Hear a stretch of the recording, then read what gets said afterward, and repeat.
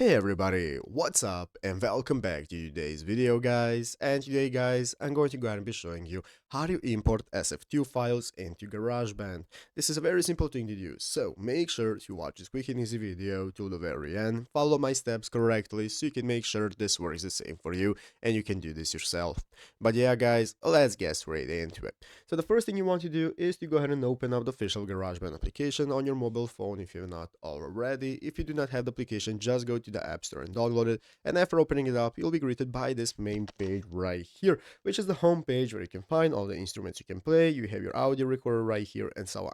So let's go ahead and see how we can get started with importing SF2 files that we want to use in our project. So the first thing I'm going to do is go ahead and open up the audio recorder right here. So after opening up the audio recorder, it's going to open up this new recording menu, where at the top of the screen we have this big red circle that's going to enable us to start recording and all the options we can use. And what we want to do is go right here into the upper left corner and click this middle button in the upper left corner. That's going to open up this edit mode where we can now access all the tracks that we have. As you can see right here, I have my drum track, keyboard, audio recording, and so on.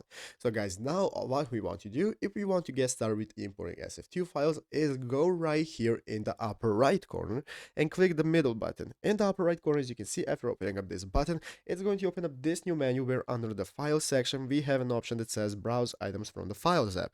So as you can see, we can click on Browse Items from the Files app, and here you can find all the options that you can add from your files. So guys, here you can go ahead and select your SF2 files. If you cannot see your SF2 files, then what you can do is convert them into MP3 files, and after converting them, you can add them by tapping on them right here. They're going to appear right here, and you can drag and drop them into your tracks and get started with using your SF2 files, and that's how you get started with importing them.